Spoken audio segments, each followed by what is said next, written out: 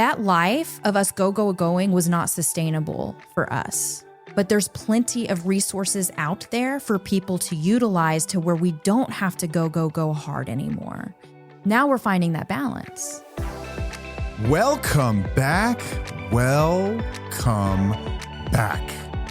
to another episode of Till the Wheels Fall Off. I'm Matt. I'm Paige. We've got two totally different ways of working through life in general, I guess. Yeah.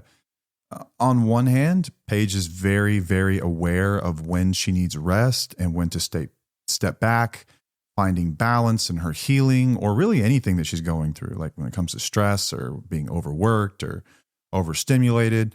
And I, on the other hand, take more of like a brute force approach to getting through stress and burnout and things like that. And my solutions, I'm kind of like all gas, no brakes. Yep.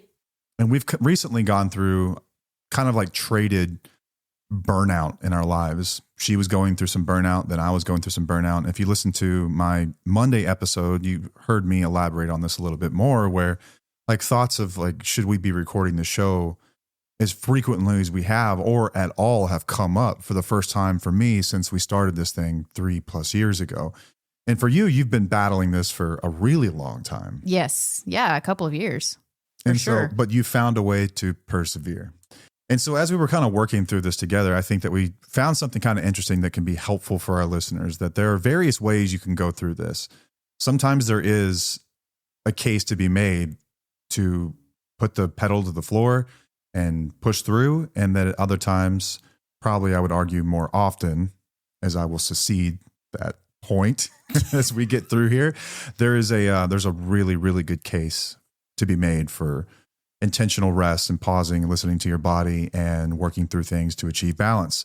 And so what I hope for you, the listener, is that you're able to hear two different perspectives of this and really decide for you at the end of this, what's going to work for you. Yeah. Decide which one you need today. Yeah. So I think that's going to be pretty fun. Hopefully to be kind of humorous. I want everyone to know this is a lighthearted discussion. Yes. Even though Paige will 100% get mad at me through the process of this. Oh, and hey, there's no video for this episode. We've been sitting here fighting with the system that we use to record. As of today's recording, this is October 20th, there's a massive AWS server outage. Yep. And so a lot of different services right now are being affected by it. I don't know if that's like someone tripped over a plug or something in the data. We don't know if this is intentional or out in Virginia. Somebody effed up. We don't know. Cyber. I don't know. Either way, our whatever thing the case, isn't working. I'm sorry. We'll do our best to get you some clips from this, even if we have to go back and re-record some stuff. We'll see. Or nothing at all. We'll see. But thank you to SoberLink, today's sponsor for the show. SoberLink's been a sponsor of our show, and they've been a great one since the very beginning. SoberLink is the world's greatest accountability device that is disguised as a breathalyzer, because that's what it is. But it's so much more than that. If you're someone like me and you're trying to rebuild trust in your relationship, your options are kind of limited.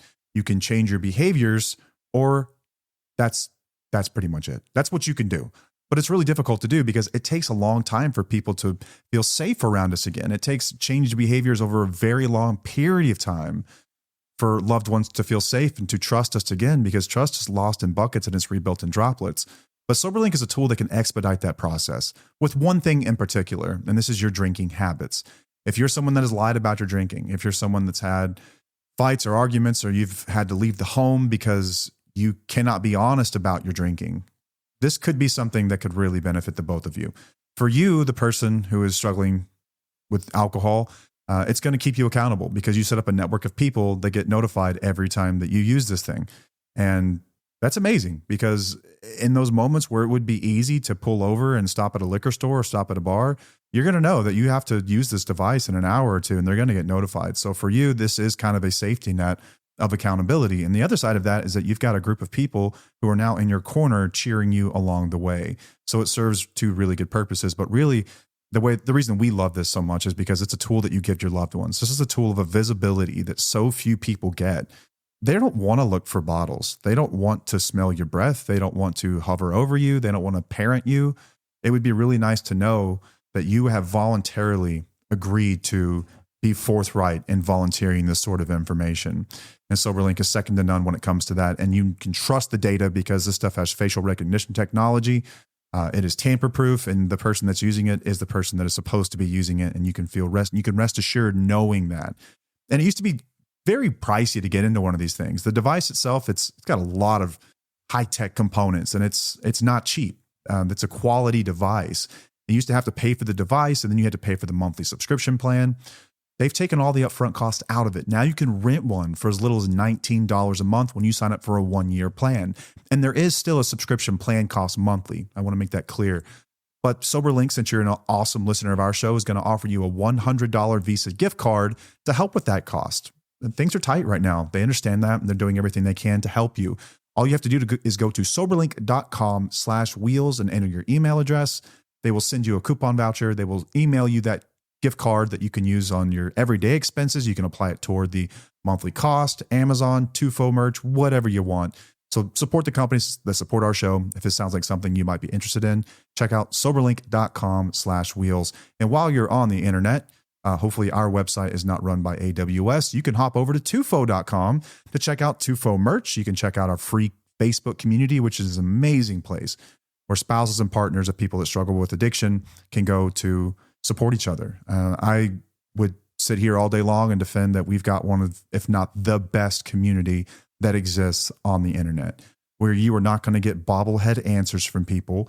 You are not going to get prepackaged bullcrap generic statements. You are going to get real people offering you their real experience and real support. It is second to none. This is an amazing thing. It's international too.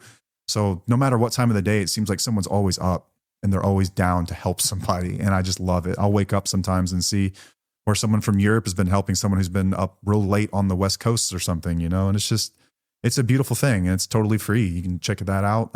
We've got hats and stickers and sweatshirts and things like that for the chilly weather that's coming upon us. You can support our show by doing that. We've also got a link called Buy Me a Coffee. You can check that out if you go to our social media profiles and click the link tree, you can buy us a coffee if you'd like, help the show, support the expenses we have or not. And we'll love you either way. It doesn't matter. If you've ever wanted to support the show, that's one way to do it. What am I missing? Program, which we will get to later, I'm sure. Exactly. Okay. Yeah. Let's get this thing going, man. Okay. Let's get this going. I've been struggling mightily here in the last probably 2 or 3 weeks. I keep staring at the camera, even though there's a lens cover on it. Just out of habit, I think. I drew a bumblebee. You're just doodling over here. I doodled. This is great. We can, I know. This is how we started it. We didn't record our first with video, did we? When we recorded our first episodes. I don't think so. No, I think that we did. We just didn't put I don't think we put everything up. I think we started recording, but we didn't post them. We didn't know what the hell to do with the footage once we got it. I don't think so. I don't think we understood how to link audio and all that stuff at that point. But I don't know. I don't remember specifically. It's weird. But I remember that we recorded because we recorded one of our first fights. We were a fight that we had. Oh yeah. Because I wouldn't talk and you were. You were mad at me for talking, but you weren't talking. I was trying to get you to talk. That was fun. But I think that it's a perfect segue that we've been doing this show for a little over 3 years.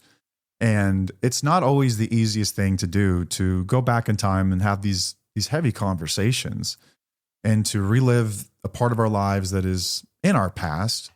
Or sometimes even just get the will to sit down and do it because we are really busy. We've got 2 kids that are super active in extracurriculars. We've got our own lives, and I've got a full-time job, and you take care of everything around here. And it's just, it's just a lot. We're in a very, very busy season of our lives right now. Yeah. So there are times when the show can kind of sneak up on you that it's like, oh crap, it's either Monday, Wednesday, or Friday. And we haven't sat down to really plan through an episode. And I have an unrelenting, dedication to quality.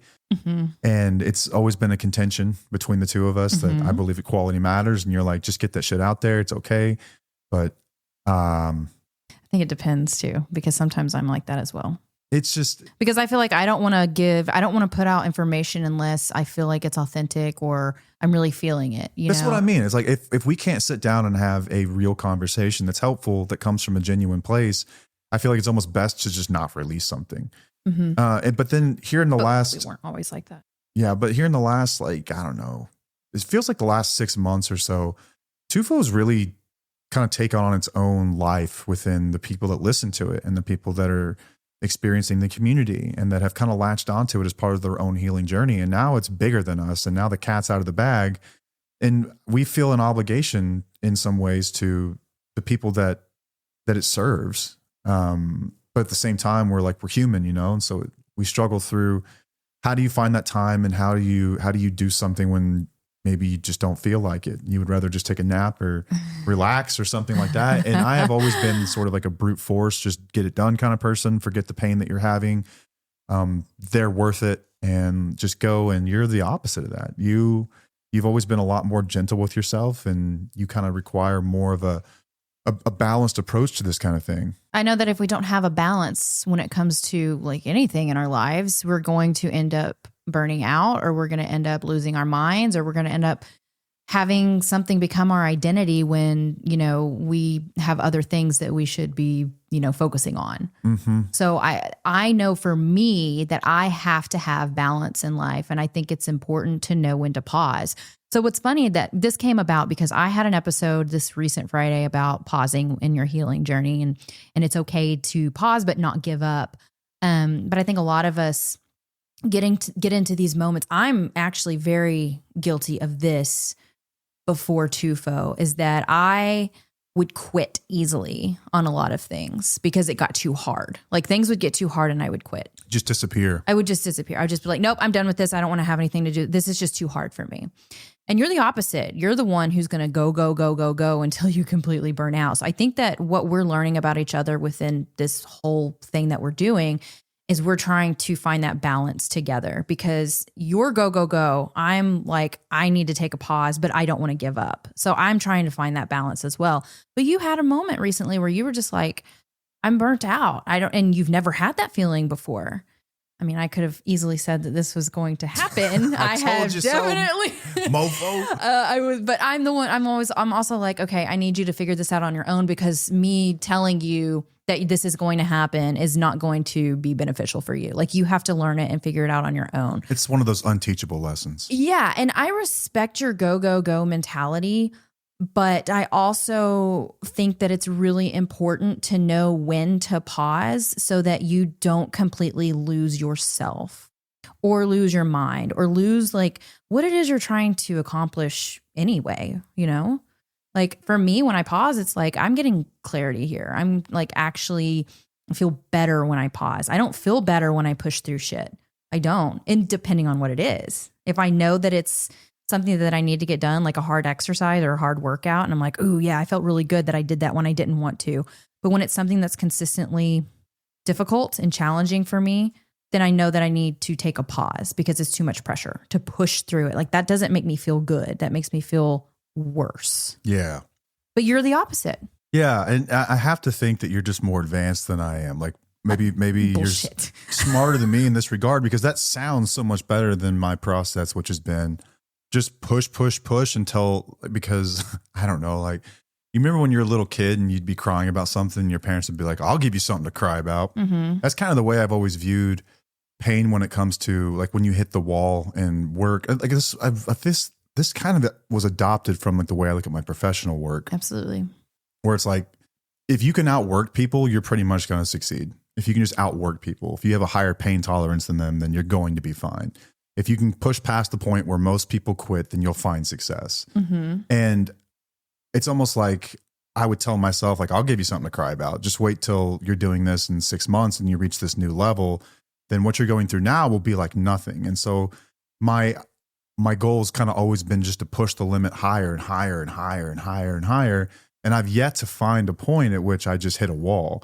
Until now. Yeah. Well, it finally hit. I guess it finally happened. And it kind of snuck up on me too. Mm-hmm. I found myself, I think it started just kind of with exhaustion in general. And then it sort of turned into like this indifference toward what we were doing, which is like a horrible thing to say, but it just, because you think about like what goes into it behind the scenes, right? Right. A lot of people don't understand the things that we deal with. Right. So it's like, let's first like conceptualize what we're trying to get across. And then you have to like kind of mine your soul and your life to figure out what inside of there could be helpful for other people. Because I don't want to just sit here and just BS about what's going on in our lives. Like, how is that helpful for people? Like, we're not an influencer couple, Right. Can't just like do like a what do they call them? Like hauls. I can't just like unbox a haul right here. And like, that's helpful for somebody who's dealing with the breakup of a marriage or something like that. And so it's been tough to like mine my soul over and over and over. And then, craft maybe a handful of episodes from that and think about the points that are the most important, and then think about how to say it in a way that makes sense and that could be powerful. And then you have the social media aspect where you have to record this stuff and publish it and put audio with it, and, episode descriptions, like all that crap, the thumbnails. There's a lot of mental labor that goes into this that I don't think that people recognize, or they may not. They may know. Some people who are creators, like digital creators, like they get it. They understand like what comes out of it. But it's the mental labor and having to also do all of our other everyday things. It's like I want to make sure I'm putting out stuff that is beneficial, like you said, and helpful for other people. But it does take a lot of like mental load and labor to actually come up with things. And like for me, if I'm creating an episode, it takes like hours. It's not like a sit down, I've got this together, let's talk about this, like it's a lot of thought that goes into it, because I want to make sure that I'm giving people, education and empowerment and helping and validation and all of that stuff to make sure that they're getting what they need from us. Yeah. And it can be tough sometimes, man. And at the end of the day, like I've always dreamed of having a platform to help people. Yeah. Like I said it in my last episode, like if every human has a purpose, my purpose is to help other people. I think that I was made for that reason. Mm-hmm. And so here I am with the job, and it's like, I don't want to, because I hit a wall. Well, and so I think before we go any further, what I want to accomplish in this episode is I want to truly hear your perspective, because we talk about this a lot. And in all fairness, I've been rather dismissive a lot of the times about it, because I'm like, I don't need to hear your sissy talk. I just need to keep pushing. You know what I mean? So is this, and I think that it is beneficial. And at times I'll throw in some of my thoughts on it, but yes. I'd like for you to convince an overworker, someone who keeps pushing, goes too hard, why it's important at times to rest. And I think this is relevant, especially for most of the audience of our show. That's what I was going to say. Like, is this their journey is vastly different than like mine would be. Yes. In addiction recovery, because in addiction recovery, like if you want to pause, that could literally mean death. That could literally mean you going back to what you were doing, and you get a hold of the wrong shit and you're no longer here anymore. You have to make drastic changes in order to like really change who you are. And in addiction recovery, that is something that is extremely important. And you need to do it quickly too. Yeah. And you have to do it quickly in order to like, because you, in your mind, you have to, it's like discipline and motivation we've talked about before. You can't really rely on motivation to get you through. You have to talk about discipline. And I do understand that like learning certain things at a quick pace and doing it without pausing is extremely important, because you're rewiring your brain. Yeah. It's super easy to go back to what you were doing before if you take a pause. And I do think that that's important for our healing as well. But I still think that we need to take it just a little bit differently. Like when it comes to the gentle self-care, I did an episode on that where we physically cannot push, go, because we're constantly doing that anyway at a different level, right? Like you're doing it from trying to just keep your fucking life in order. And by being a mom or a spouse or whatever, just like holding down the fort, like that takes a lot. But when it comes to actual change, it's just way more complicated. And you can't really just go hard. You have to start small and work your way up. But I do think it's important to go hard on one specific part or one specific category of self-care. Like if you're starting with your mental health, make sure you're feeding that as much as possible and making changes like every day. But when it starts to feel extreme, it's okay to take a pause knowing that you're coming back. Mm-hmm. And I think that you kind of don't really comprehend that for you. If you pause, you feel like you're throwing in the towel. Yeah, in some ways, I think you're right. Like when I pause, I almost feel like I'm supposed to be the poster boy for anything's possible whenever you just go. Yeah. And then so whenever I have to pause, it's like in some ways, I think some of my ego is involved in it, that like, oh man, I couldn't handle it. You know what I mean? Okay. Yeah. And then I think that when I do pause, I never really pause. Like I think that what's so cool about what you've always done is that you're able to take time to kind of integrate everything that you're learning and like look at things from 30,000 feet And I'm just always in the weeds thinking about the details and pushing and just, I don't know. And I think that what I've come to feel over the years is just rest is just overrated. And every time I'm able to act, my thinking eventually catches up. The only downside to that is that it's painful, but I'm like, man, it's just pain. You'll get over it, you know? Yeah, but do you feel like you're performative when you feel like you have to push through and it's not authentic? When it comes to certain things? No? You feel like you're actually being yourself? It's not performative to where... Oh, you mean like faking? Yeah. Like I'm here and I don't want to be? Right. For sure. Yeah. Okay. Which I understand is acceptable occasionally, because I did that for multiple times when we would have our night episodes. You know, I'm like, we're recording at 10 o'clock. I'm really tired and I'm just going to have to push through this. But for me, that's really, I'm terrible at faking it in a way. I'm just like, all right, I'm here. I'm just going to do the best I can, but I'm still going to give you some information. I'm sure that you guys can take what you want from it. But think still, about days when you just don't have it, but you got to show up as a parent, or days that you don't have it and you just feel like crap and you're stressed. Maybe your hormones are out of whack and you've got to get a presentation to a bunch of people. You're just like, you just suck it up and do it, you know? Right. But I couldn't do that every day. Yeah. I couldn't do that every week. So what we've really learned, I think we've learned a lot about each other within the past 3 years when it comes to the way that we handle certain things or handle stress. You're the go type. You don't like to stop or pause. You can't really find that gray area when it comes to, which is kind of interesting to me, that you can't find the gray area because you're so like the king of gray area thinking, right? Like you're really good at that. But when it comes to this, you're just like constant push.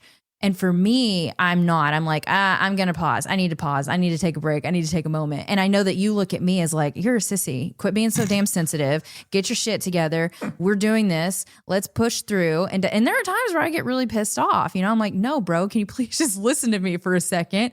But then I understand you challenging me because it's quite important. But I just feel like we've learned a lot throughout this process within our relationship where our values differ. Yeah. Because we do talk about this a lot on the episode, how, you know, like our values are pretty similar when it comes to a lot of things, but of course we're human and we still have differences in opinions. And this is one of them that we've really struggled with as a couple. Yeah, it is.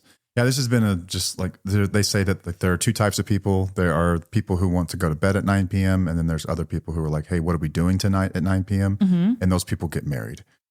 And that's kind of been what's happened here. But before we go any further, I do want to say, this is a quick safety note. October is Domestic Violence Awareness Month.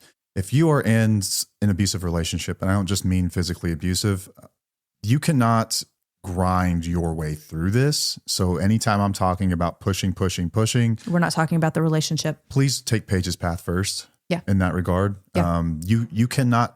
You can't heal for someone else so much that you create safety for yourself. I need to make that abundantly clear. Remember, my role here is the person that's recovered from addiction and from abusive behaviors. So when I'm talking about this, this is really relevant for people like me. I think it can be relevant for spouses at times. I think so too. For the most part, just understand that that's where that comes from. Like, don't hear what I'm saying, please. And take that as like, I just need to go harder. Like, you're not going to fix them going harder. No, we're not talking about in your relationship. We're not talking about in your relationship. This is literally like personal development. This is growth. This is change. This is, living a life based on your values. It's those things that we're talking about. When it comes to your relationship, it's a little bit different. And that's a totally, completely, different conversation to have, honestly. But when it comes to you growing and changing, and like a lot of spouses, your nervous system is really shot. And we've talked about that a lot. Like, you're in survival mode and your body is literally screaming at you to do something different, to change. That's what we're talking about, is what are you going to do there? Like, I do think it's important to go and hustle and try to change like things from a spouse's perspective. Like, I've told people before, you know how you guys have to go to like 90 meetings in 90 days? Yeah. I think it could be important for spouses to listen to 90 episodes in 90 days, post in the community for 90 days, just do something for yourself, personal development, something that has to do with self-care for 90 days. That's where I would say to go hard on. Yeah, because you're making a good point. Like action can break paralysis. Yes. Whenever you feel stuck and you just feel like stunted, action is the antidote. It is. It is.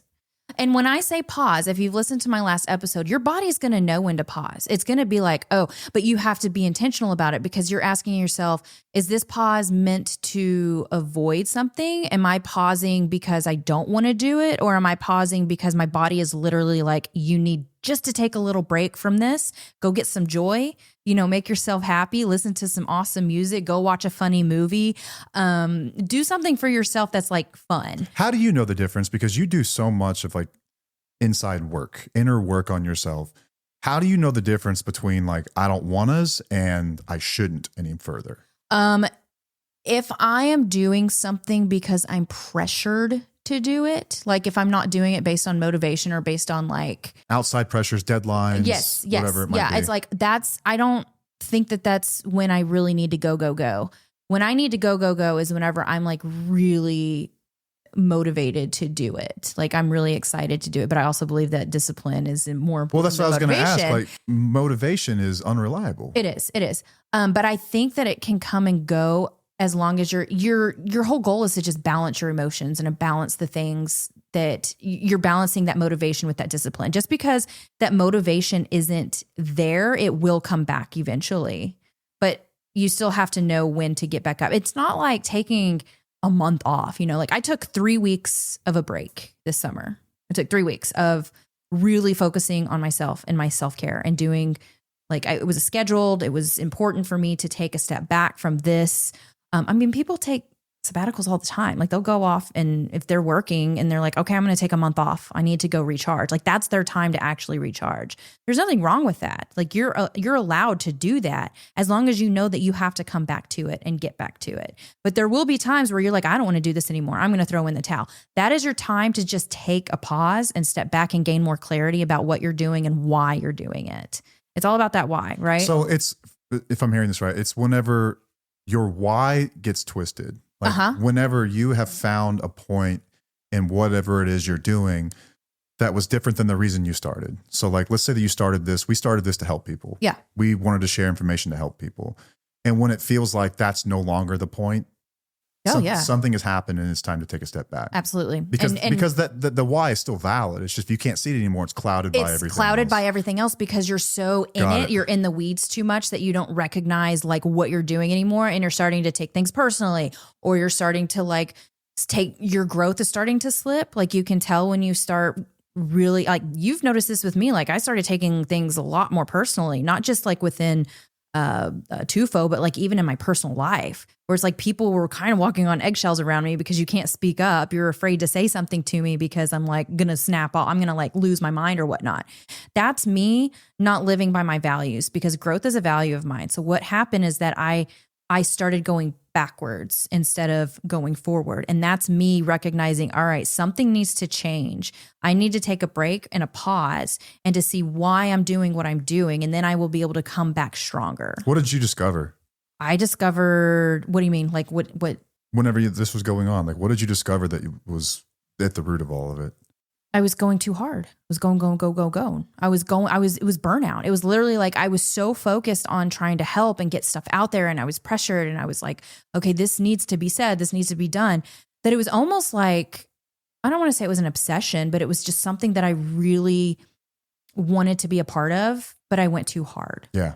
So that's why you have to find the balance. Yeah. I think that like strategic rest, like you're talking about, it prevents the burnout that people get up against. And I think what it really does is it makes room for joy in the process, which will regulate the body. And God forbid we experience some joy, like what I don't allow myself a lot of time for that, to sit there and celebrate things. Like we've hit so many milestones throughout this process of like download milestones, like views, whatever it might be. And like, not until recently did like I make a point to like, we need to go celebrate this. Because it was just like, what's next? It'll never be enough if you have that mentality. I'm an addict, so that makes sense. Exactly. And that is your mentality. That's why it's easy for you to go, because you're always chasing. You're always like, I'm not like that. That's not my mentality. Like I I'm a high agency person when it comes to like thoughts and stuff and doing certain things, but I'm not one to continuously try to chase the bigger thing because I know it will never be enough if I had that mentality. That's why it's important to stay present. Now, I know that we have our show has reached a lot of people. Like our podcast has grown quicker than the majority of podcasts out there. And that's a fact, right? If we wouldn't have gone hard, we would not have reached that many people. And that's what I struggle with. I think more than anything. Okay, this is what we're going to process here.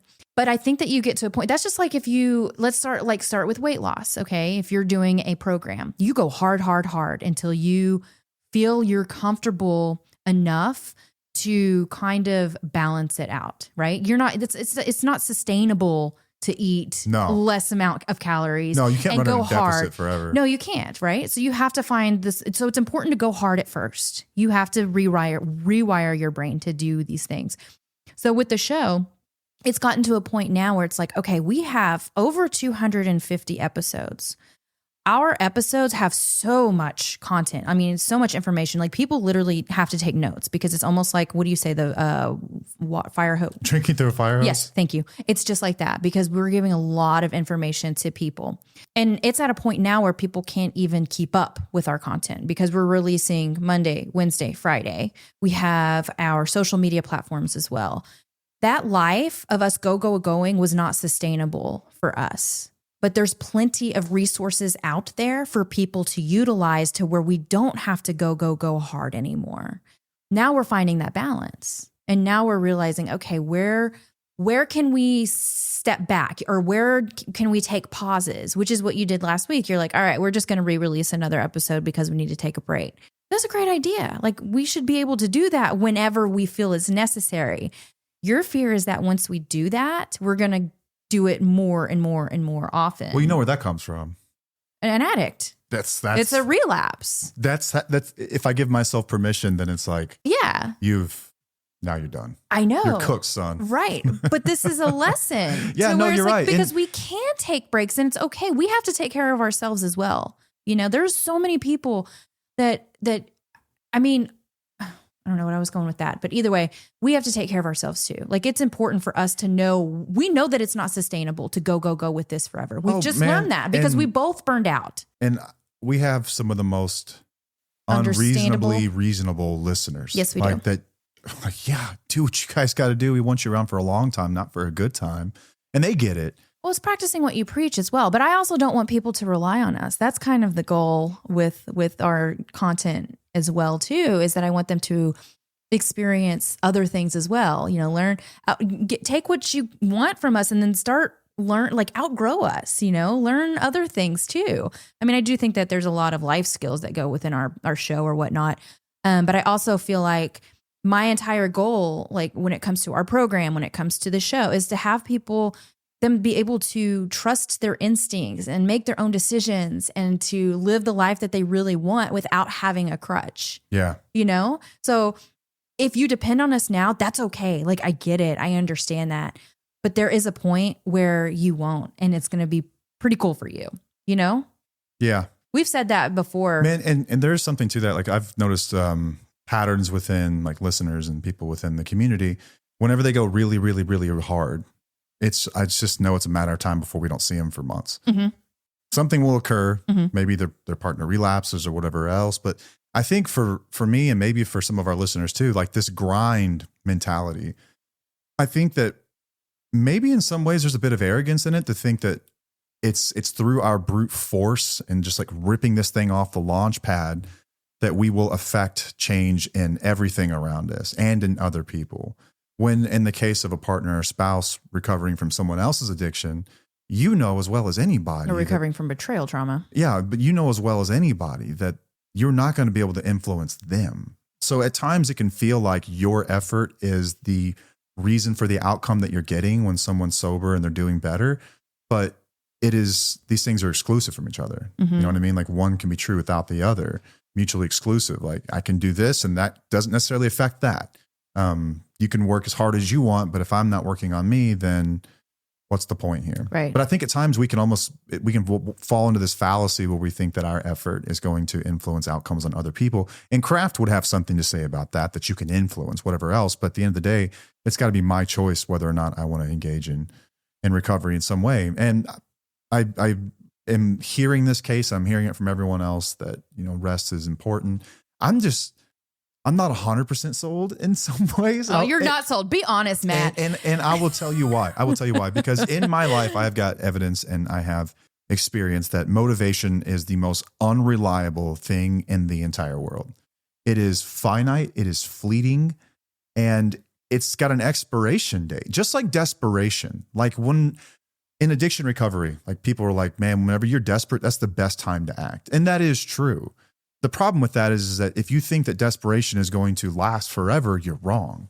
Desperation exists generally because things are going so poorly that we feel the need to act to make them stop going poorly.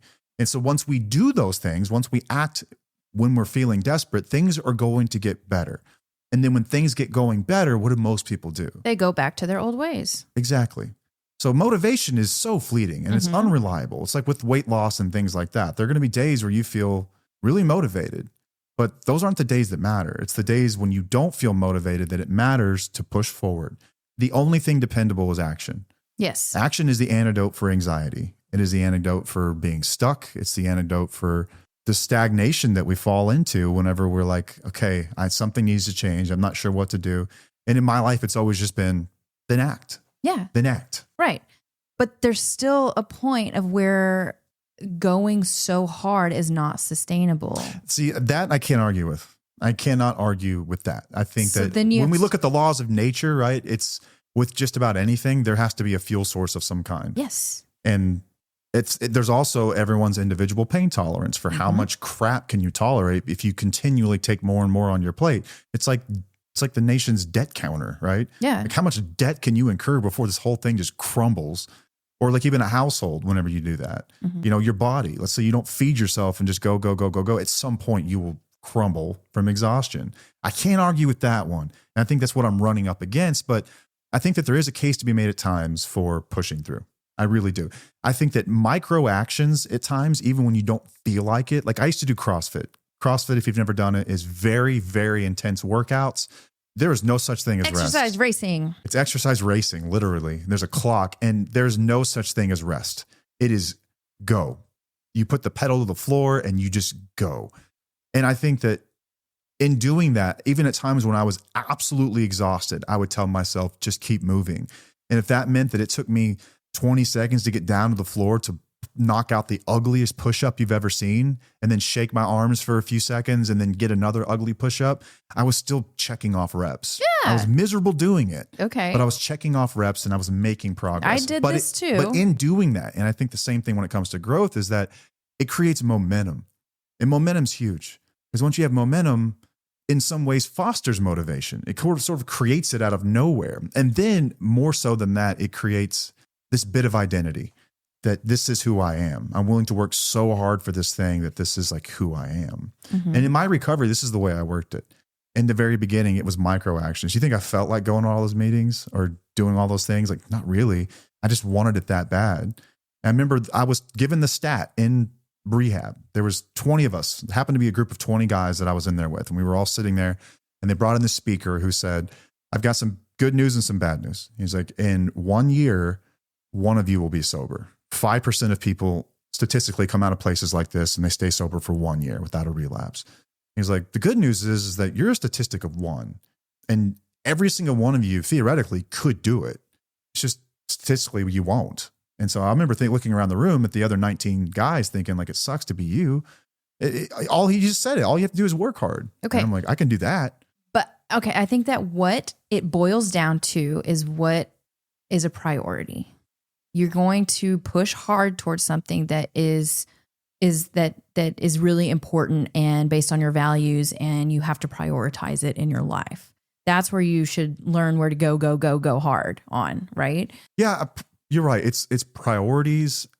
And then I think, like, let's just say that if there were a case to be made for like red flags on when to rest, like your case, like it's time to rest, it would be if you're having brain fog, if you find yourself being cynical, if you're dreading the future, if you've got a really short fuse, if you're in actual physical pain, if you've got like this compulsive idea or emotional hoarding without any application or anywhere for it to go, it's probably time to take a rest.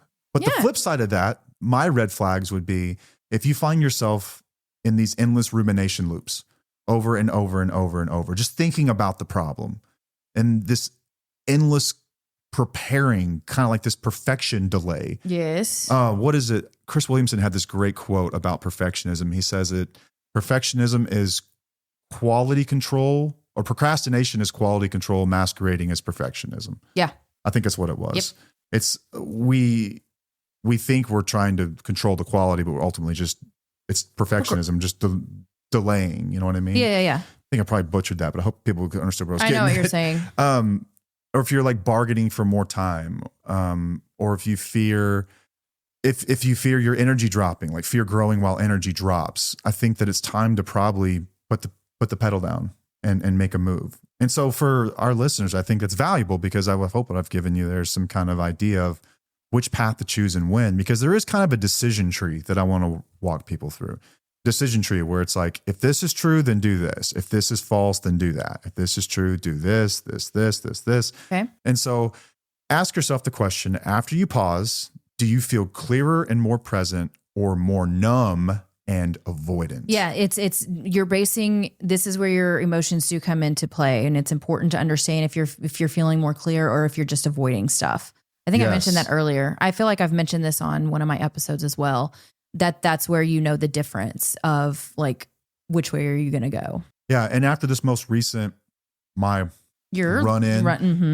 a little bit of a break, man, I feel so much more clearer. Exactly. And I feel present in it. And I was able to really, like, if you didn't see my video, I made a video that came from the episode, but I saw someone who had tagged us in this video. And it was in this moment that I realized, like, as she's growing and she's changing and like we're part of her journey, and that I was like, I almost forgot this was the whole point. Well, here's the thing. We see this all the time, though. It's different when you're going, because you don't see it. You do see it, but you don't feel it because you're starting to become, you're still in the weeds. That's when there's a problem. That's when you know, okay, maybe I need to take a break because this isn't hitting as hard as it was before. You're almost losing, you're not losing empathy, but you are kind of like becoming. Watering it down, possibly. You are. And you're just like, because we have it coming at us all the time. We get messages all the time. We get comments all the time. So we see that. But you saw that at the right time. You saw it in the moment. Either. No, when you needed it the most. It was nothing different. I mean, it was beautiful, but we see it a lot. But like, it was in a moment where you were like, "Ooh, I need this." It's kind of like it was fuel for you. Yeah. Like for me, fuel is whenever I watch certain documentaries and I'm like, "Oh my gosh, I need to go back and do." I'm so like, this is why I'm doing TUFO. This is exactly what I'm doing this for, is because it's helping me gain that clarity of why we do it in the first place. But I wouldn't have been able to see that if I don't take that step back to where you can like see things more clearly. So for a listener, for a wheelie who's working through their recovery journey, or let's say that they're ruminating with the ultimate question that so many people ask us that we can never answer for you, is like, what do I do next? Like, should I stay? Should I go? Should I stick around and see if this works out? You've been here before. How did you know the difference? Yeah. How did you know the difference? Me? Like, should I stay? Should I go? Like, what do you mean? Should I push forward? Should I not? Should I step back? Should I? Well, I mean, like I said, it's is like it just whenever really cluing into your emotions for you? It's not necessarily my emotions, but it's really looking at the big picture and trying to recognize what it is that's stalling me. I don't want to overanalyze it, and I don't want people to overanalyze it either when they're in those positions, because I feel like when we start overanalyzing it, we're going to start thinking about it way too much, and then you're not going to get a clear picture. You're not going to understand what it is that you need to do. It's more of just like, I don't know, just kind of recognizing if you're numb or not. I don't really know specifically. So like another question you ask yourself is, you can ask yourself right now, in this moment, as you're thinking about whatever it is that brought you here, is your body more wired and frantic feeling, or is it more heavy and stalled feeling? And if you're wired and frantic, it probably means it's time for some intentional rest and joy. And if you're feeling heavy and stalled, it's probably time to put the gas down. But what's the difference in putting the gas? You mean like stopping completely or pausing? I'm talking about if you're feeling wired and frantic, Yes. it's probably time to take a break. A break. If you're feeling heavy and stalled, Yeah. you can push through that, I'm saying. Oh, push through it. Right. Okay. Push the gas pedal down. Right. Got it. I was thinking brake pedal and I was like, wait, that's the same Okay, thing. so there we go. The difference between us. You're thinking brake pedals, I'm talking gas pedals. That's why I asked, like, wait, what? You just said the same damn thing. But I was not thinking clearly. My Brake bad. pedals. Who uses a brake? Oh my God. Another on this decision tree. Can you name one doable next step without spiraling? If you think about, like, I can't take one more effing thing. Ooh, I know that feeling. If you have that That's feeling. why I paused. Dude, that means it's time to pause. disconnect. Okay, can you give people some like real ideas about what you would think disconnect would look like? Because they're listening to these episodes and they're journaling and they're going to therapy and they're in the community. What does like a healthy disconnect look like for a wheelie?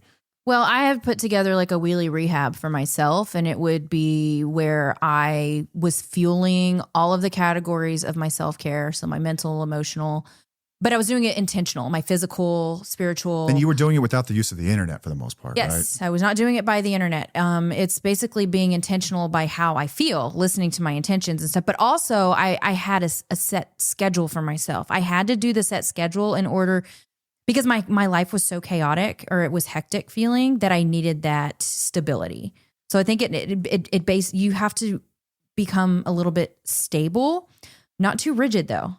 Yeah. So that's where it gets kind of, there's a gray area there, because I would go through my schedule, but there was still like, I was able to move around it. Like I didn't have to go step by step specifically, but eventually got to a point where it's like, okay, I can do this every day and I'll be totally fine. Sometimes the chaos of like social media in itself. Oh my God, or yes. maybe even listening to like podcasts. Yes. Like I take breaks on my favorite podcasts. Right. I do a lot. Absolutely. Take breaks from the community if you have to. I was talking to a friend recently about, and I even mentioned this on on my last episode.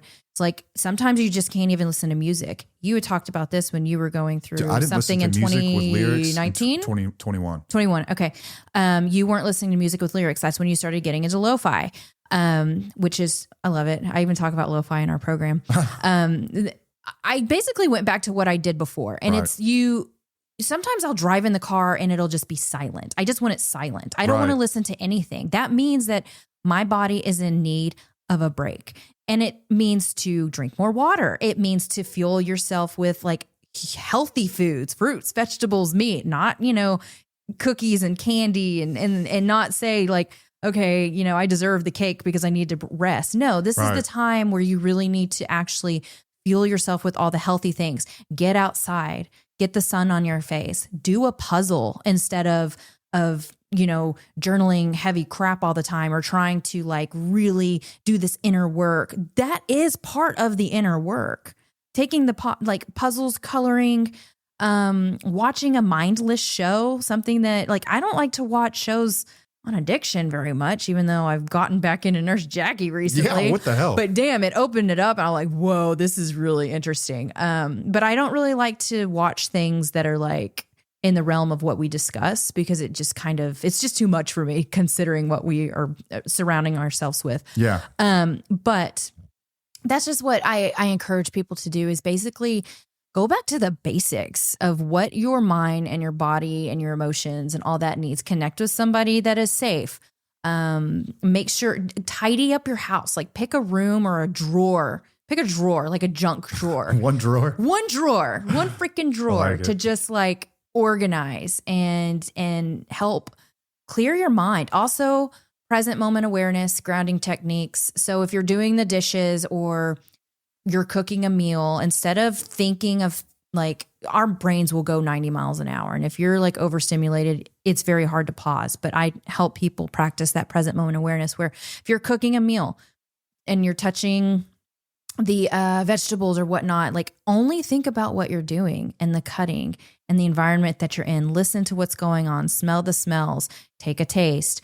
Like it's all your senses. That's like saying present and not thinking about anything else that you need to do or that you feel like you need to do, or thinking about something that you did in third grade that you might have embarrassed yourself over. Oh, And dear you're like, Lord. I'm just saying that's where Yeah. people can go down. So it's really just being present and not focusing on all the, heavy shit, because this is heavy shit and it is your life and it's important, but don't stay stuck in that. You don't have to stay stuck in that pause for a long time either. Like I said, I did it for like 3 weeks, but it was a pause, but it was a recharge. It was a time of like, I'm taking some time away, and I just set a new boundary with myself, and I hope I can keep this going, is that I don't want to do TUFO on weekends. Like, I need to stay off the internet and social media and things like that. Like, this is a break that I need to have throughout the weeks to break it up. Right. It's like a job. It's like a job. Exactly. And if you think about whenever we did our workouts and our programs and stuff, we had a rest day. Like, you get one rest day. You get that one time to not do anything and do whatever you need to do. And that mentality stuck with me, because you're still going, but you still have that rest day. You have a problem with doing that sometimes. I do, man. And I think it came from when I came up in like early recovery. Part of it was the feedback that I got like internally was I felt pretty much like a fish out of water everywhere except in recovery meetings or talking to other people that were in recovery. I felt like such a leper to pretty much everywhere else I went except for when I was engaged in recovery. Even when I didn't want to go, every time I left, I felt better. Mm-hmm. And so for me, I guess it programmed in me that doing things you don't want to do is beneficial. And then I think the lesson just kind of migrated like a virus to everything in my life. But in recovery, like I was going to say some really great advice for wheelies, because you are one, and you talking about how to balance, how to find that balance. So many people are going to screw up. I think what you just offered right there is so beneficial for people. It's like you're essentially giving them a roadmap for here's how to continue to grow without burning out. Mm-hmm. Learn from me, the person that burned out over and over and over and over, what I wish I would have done differently. Mm-hmm. But in recovery, like I can look back and I wouldn't have done anything differently. And I think about the times I did take a respite, like take some rest of some kind, it was minimal. Like there would be times where like I would miss an engagement of some kind, a meeting or a coffee with somebody or something like that, and just like go live my life, because we can run the risk of recovery becoming our lives when the whole point is to return our lives to us. Yeah. And that is something that happens with a lot of people in recovery, but I don't necessarily think it's a bad thing, especially early on. I think early on, you have to cement that so deeply in yourself that you are scared to get away from it. I mentioned that with us as well, though. And then you slowly kind of reintegrate things while keeping that at the foundation, that you know that if you stay here too long in like regular people world, eventually you're going to be fooled to think that you can operate like them, especially when it comes to substances, mm-hmm. when you've got a proof and a pattern in your life that says otherwise. And a lot of people screw that up. And I've screwed that up, before this most recent run of 13 years or whatever, thinking that like, oh, I'm fixed now. I'm good to go. Look at me. I'm operating like everyone else. And then I would just, I would go off the rails. But I think in recovery, if I would ever do anything at all, I would take time just to be present with my family. Mm-hmm. Like I would take time away from recovery activities to enjoy the life that had been given to me because of recovery. I couldn't stay in that land too long, because I'd go back. Like recovery, the rent is due every day. Yeah. You know what I mean? Mm-hmm. And it's a bit different of a journey, I think, for spouses and partners, where I think that you can take more intentional rest. And I think for guys like me, I'm not sure if I could have. But honestly, there are a lot of people who found TUFO and they went all in and they listened to all the episodes. They got the program. They went to all the meetings, but they've slowly been able to learn the balance of not going all in with that anymore, because they've learned the tools to live their life. Yeah. So there is a time to go. Like I said, from the get-go, like in our own recovery, yes, we have to go. When I encourage people, when they start the program, I do encourage them to kind of take their time based on the questions that they're asked, because it's heavy. It's hard stuff. Super heavy. But it's important. And it's as long as you are not stopping to avoid the work, it's okay to pause and come back to it. Like I really encourage people to do a module a week.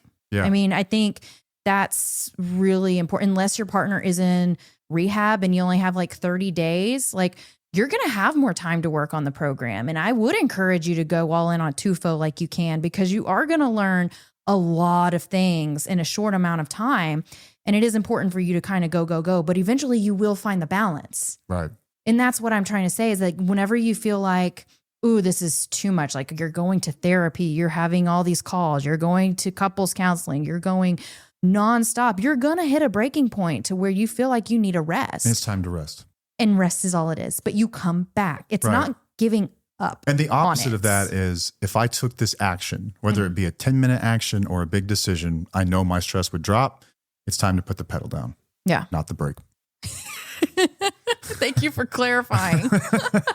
Okay. I want you, so I wrote these questions out. I need you to ask. I'll ask you first, and then you can ask me, and then we got to wrap this up because I got to go coach a baseball game. And take the girl to dance. Yep. Okay. Where does rest become hiding? When does rest become hiding? I have to ask myself this a lot. I think you'll know. I think deep down you'll know in your mind. It's almost like avoiding, right? If I were to say like, when does rest become avoiding? It's when you hit something that feels, it might sting you. It might feel like a wound. It might feel like, oh, this does not feel good. Instead of running away from it, like you're going to want to run away from it. You're going to know because deep down, like, what your instincts say. Yeah. If we can promise ourselves while listening to the show and while working through this stuff that we're going to be honest with ourselves and you're resting to avoid doing something that's really difficult, you're probably hiding. You're hiding. Yeah. I know that a lot of people. This got too heavy. Now I got to look at that thing and I don't want to look at that thing. We haven't talked about our program and I'm going to just plug that in real quick. So we do have a program. It's online. There are 10 modules. We start with a relationship evaluation. We end with, should I stay or should I go? But there's a lot of stuff in there on self-care, boundaries, addiction, education from Matt. We built it with a licensed therapist. It is meant to help you trust your gut again and find yourself again and figure out what your values are and learn how to set boundaries. But we do start it out with a relationship evaluation. And from what I've noticed, there are a lot of people who stop at the relationship evaluation. Not a lot, but there are some. We have a lot of students now. I don't remember what the number is, but there are a few that do stop at the relationship evaluation because it's heavy. It's got some questions that are going to challenge you. And I encourage people to take it one question at a time, but don't avoid it because it is a very, very necessary process within the entire program. And if you talk to others who have gone through it, they will tell you how they got through that part and how it actually, encouraged them to push forward and see things for what they are. Because a lot of us do live in a different reality, I don't want to say denial, but it kind of is like denial because that's what we don't know any better. We don't know what we don't know. Well, this is almost like the two groups of people. Let's say that you both have cancer. Mm-hmm. There are some people that don't want to know. Mm-hmm. And there are others that are like, I want to know so I can do something about it. Exactly. And it's the people on the left side of that I don't want to know that tend to rest as avoidance. Yeah. Yes. Yeah. So if you're doing something like that, this is just, if you're even in therapy, like you'll go to therapy and your therapist will tell you, there are going to be sessions that you leave here feeling very uncomfortable. Feeling worse. You're not going to feel better. That's part of growth. It's not always going to feel empowering or good. It means that you're unraveling something that's important. So just pay attention to that. That's where I'm in. And you can rest after those moments, but don't give up. That's when you're going to know. You're going to know ooh, this hit. I'm going to rest, but I still need to keep going and not avoid it. Mm-hmm. If you're just stopping and you're like, nope, I don't want to do this. I'm not going to look into it. Nope. Nope. This doesn't apply to me. You're avoiding. And that means that you actually do need to keep going or you need to take a pause with intentions to come back. Right. Okay. Love that. Does that answer? Yeah. Okay. So what signal tells you to call a timeout? Even when the deadline is loud, like every Monday, Wednesday, Friday, what internal signal is telling you? To take a timeout? You mentioned it earlier when you say that you feel like you can't handle it, you can't handle the next thing. The next thing. When you really do feel like you're going to completely spiral, that's when I'm like, okay, I just need to pause for a moment. But I also need to listen to my body. And typically our bodies will tell us something. And if I'm really, really tense, I need to pause by releasing that tension. And usually that'll tell me if I need to push forward or pause. Okay. I like that. Those are great answers too. All right, here's my two questions. Okay. Where does grind become self-avoidance? Where does grind become self-avoidance? I wrote this out and I don't have an answer for it fully. Okay. A full-fledged answer. But what I can say is I think that sometimes we can work ourselves to the point that we miss the entire purpose. We miss the point. we completely missed the point. What's wrong? Why are you staring at it? Because like you that? asked me your question earlier. No, I didn't. No, I asked you, where does rest become hiding? You asked me that one. It was your second question. What signal tells you to press? I thought you said pause, even if you don't feel ready. I don't know. Whatever. Oh, what signals you? Oh, you're right. I did read those wrong. What signal It's tells okay. you to press play even if you don't feel ready? Yeah. You're asking me that? Yeah, I screwed that up totally. Your question is, what signal tells you to press play even if you don't feel ready? Thank you for clarifying. My why and if it's going to go by my values or not. Okay. Letting my values guide me to make sure I can go. But if my body will tell me when to pause. Gotcha. It's kind of hard to articulate. It's something that you feel. One day I'll get it, I promise. Okay. Grind becomes self-avoidance at the point, I think, that you forget why you're doing what you're doing. I think in the beginning when we set out, and this is maybe not as true of like professional endeavors because the point is to make money a lot of the time, but this wasn't the point here. The point here was to help people. And I know for me anyway, when I am so deep off into the future, because that's what I'm doing, I'm working towards something, the future, and I'm completely missing the present, I've missed the point. Ooh, I've completely missed the point. Big. When I can't tell you what happened yesterday, when I can't tell you what's going on in my life right now, when all I can think about is the future, I have fucked it up. And I think that at that point, I'm avoiding everything that's going on within my life. All we have is the present. Yes. But I'm working as if I'm guaranteed tomorrow and I can't wait to see what it's like. But like the right now matters the most. Mm-hmm. And I think it's in those moments that I recognize like I'm avoiding something in my life. What is it? Is it the fact that like I need to really take a hard look at balance and like let off the gas a little bit and coast and enjoy things? God forbid. You know what I mean? Yeah. It's nuts. Yeah, I didn't say break. I said off I the know. gas. You felt me. Yeah. Okay. That's all we've got. I hope this has been helpful for you guys. Two different perspectives. I think both helpful and valid at times, but I can't sit here and say that I can make a case that all gas, no brakes is a solution for life. I think that we just have to find that middle ground. At certain times that works out. It'll get you really far, really fast, and it'll get you to places you never dreamed you could be, but you can't stay there forever. Eventually you're going to learn balance. Equally, I think if you're always just trying to take things easy and relax and you don't have a mode you can kind of fall into where you go all gas, no brake, you can also find yourself pretty stagnant and stuck. Yep. But I think you'll be happier on your side of things. I think it's one thing I cannot argue with. I don't know. I think that we just find the middle ground. And it's we're working on it. The fuel source is much more sustainable that way. Yeah. But anyway, hope that's been helpful. Again, sorry about the video. Blame Amazon. Call Bezos. Tell him he sucks. That's not nice. He doesn't. I like Amazon. I got no issues with them really. Yeah, I love Amazon. I don't know the dude, but stuff gets to my house really quickly. I like that. Yeah, that's true. That's cool.